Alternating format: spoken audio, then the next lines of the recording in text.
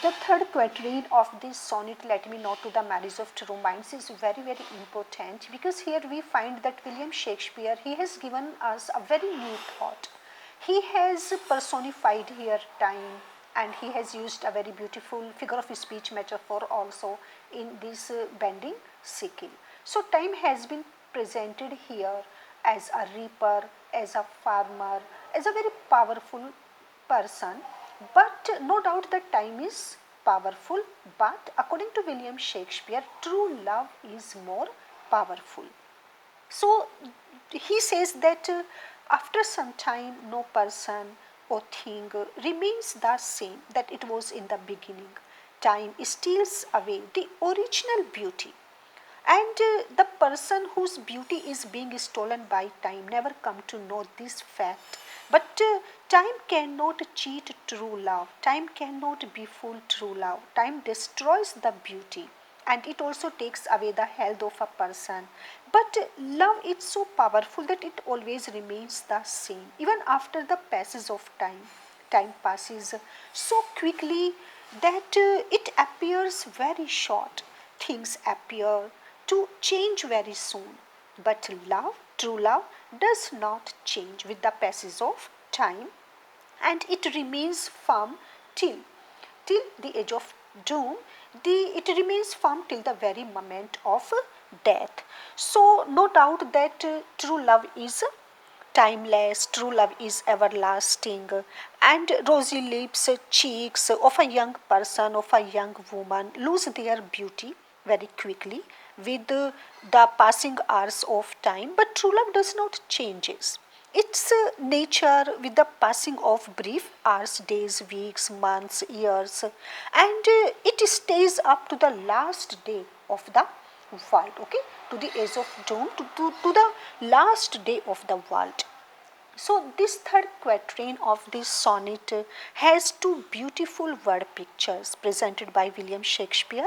In the very first line, time's fool represents time as a child. The things of the world have been represented as its puppets, fools, or playthings, and time prefers to play with all of them. But love is not time's fool. Love is not a puppet or a toy in the hands of time. And that is the second picture, okay, in the bending sickle. We find here in this second picture, time has been represented as a farmer, as a reaper, as a grass cutter, as a harvest cutter, and he has a bending sickle in his hand, in his very powerful hand, just like a farmer. Time's hands are very strong, very powerful, and there is a bending sickle in his hand. So such a picture has been presented here by William Shakespeare, that time has no mercy. Time starts to cut each and everything whatever comes on its way. So this second picture is also very beautiful. All the things and living beings, powerless or powerful of the world, are only the crops, are only the harvest of the time. So here time is cutting them down. When he says love is not time's full love, that is true love, okay, and time, that is very powerful, very strong, and full, that is a plaything, a puppet, a toy. But true love is not a toy in the hands of time. Means true love cannot be befooled by time. A true lover doesn't change just because circumstances have changed. With the change in times, with the passage of time, all is changed. But it is not true love. It is not treated as a toy by time, and time cannot play with it. Means, in brief, we can say that it is not a subject to be destroyed by time. True love is not a puppet. True love is not a plaything. By it that time can play. Love doesn't undergo a change with the passing of the hours of time. So William Shakespeare, he has given us a very beautiful figure of speech, personification also, metaphor is also here, and he tells in brief that time has no harmful effect on true love. Time has been presented or pictured as an old man reaping the harvest of life with his sickle, bending sickle, holding in his hand, and the bending sickle of time will cut the beautiful grass of youth. But the true love will always remain alive. It is it is beyond that is compass come, bending sickles compass come. It is true love that is completely beyond its range and its power. So, true love is never shaken, as he told us in the last two quatrains, that true love is never shaken, it remains fixed on its place, its worth can never be calculated. So, in the third quatrain, Shakespeare personified time as a farmer, as a reaper, as a thief, cheater, deceiver, destroyer, and very powerful. No doubt that we all are the puppets or playthings or toys uh, whose strings of life are only in the hands of time. So we all are in the hands of time, and time can be full physical beauty also. Time can be full all of us, but time can never be full love, true love, spiritual love. It can cheat or it can deceive all, it can defeat all, change all, destroy all, but not true love. So, love is more powerful than time. Here we find this one. And time has power to change all, but time can never affect true love. It remains firm even till the last moment, till the last breath of life on this earth. So no doubt that time can steal away. Love is not time's full the rosy lips and cheeks. Okay, time can steal away within his bending sickle's compass come. Love alters not with his brief hours and weeks, but bears it out even to the age of doom. So time can steal away very easily the youth and beauty or health, but it cannot steal away true love. It destroys beauty, it destroys health also, but love remains the same. Even when the object of love is always physical beauty, and when the object of love is no longer, then no longer that is youth or beauty, health, time passes very quickly.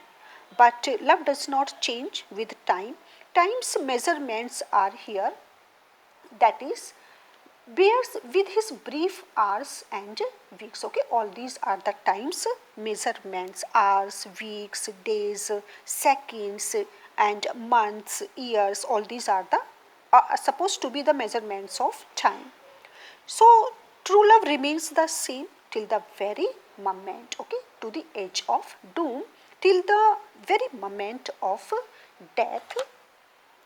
So here William Shakespeare seems to speak in favor of spiritual love, platonic love, not in favor of physical love. He finds that physical love is false love and spiritual love is true love. That is only the love, platonic love or spiritual love is real love, because the love based on physical beauty is not true love. So this is the third quatrain in which we find this definition given by William Shakespeare, because physical love can be destroyed by time, but it is only spiritual love that has a lot of power, a lot of strength, that can never be forgotten, that can never be decayed, or that can never be befooled by time. It doesn't matter how much powerful time is. So that was the philosophy, that was the definition, that was the best idea given by William Shakespeare through the third quatrain, because he has here made a comparison between the power, between the strength of love, true love, and time. And to the conclusion, he comes to this fact that love is much more powerful in comparison of time. So this is the couplet. If this be, the concluding lines are, if this be error, okay, if this be error and upon me proved, if this be error and upon me proved, I'll never read, no man ever loved. Now he's so sure, he's so confident, whatever he has told us, whatever he has composed, or what kind of definition he has given us of true love, he is very, very assured of that. And now what he says, coming to the end of this sonnet, if this be error, whatever I have said, means whatever I have presented or I have composed, if what I have said, okay, here is wrong, then I would admit that whatever I have written in my life, in my throughout life, should be treated as unwritten.